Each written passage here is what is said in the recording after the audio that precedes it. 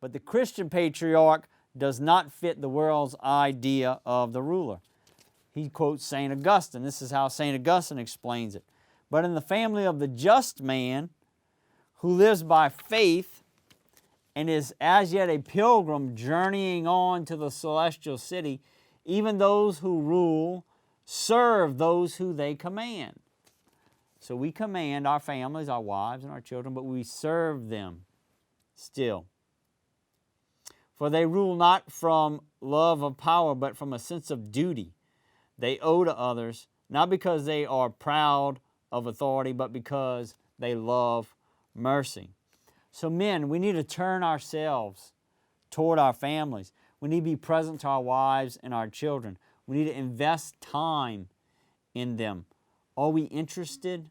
What kind of influence, how much influence do we have over what's going on in our family, over what's going on with our wife and our children?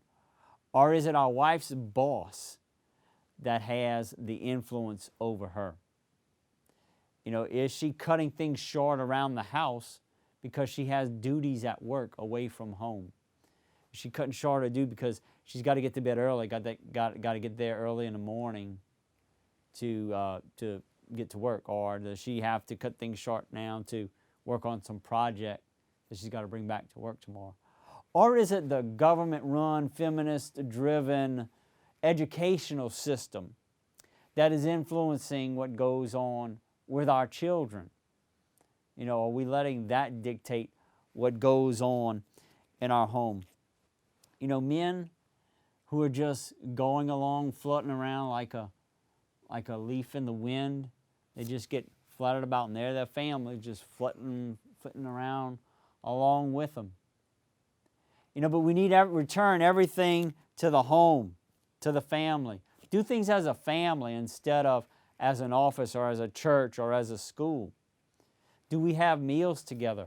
Do we have our family sitting around the table so that we can look into our kids' eyes and see what's going on with them and talk with them? You know, or is it like Hillary says, you know, it takes a village? Do we ever do anything as a family, just a family? Or does all the kids have to have a friend over all the time? You know, does it take a village? The church says it's supposed to take a family. We're supposed to live as a family.